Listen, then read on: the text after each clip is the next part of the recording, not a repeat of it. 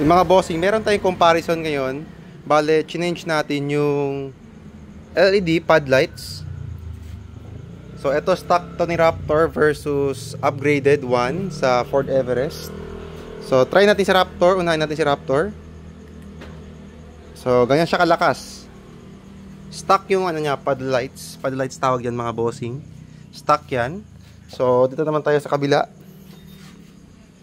Lock muna natin. Tapos, unlock natin. Ito yung upgraded mga bossing. Kita nyo yung difference. Ganyan siya kalakas. Super white yung kulay niya.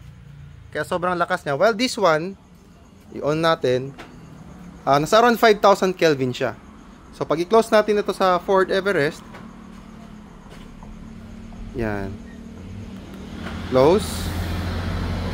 On. Sobrang lakas guys. Sobrang lakas. Tapos, mga bossing, meron din tayo. Ito ang stock na signal lights.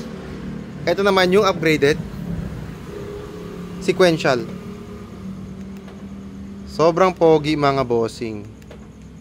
Yan. Compare nyo. Malayuan. Raptor. Ay, Everest. Sa Raptor. Yan. Poging pogi mga bossing. Peace.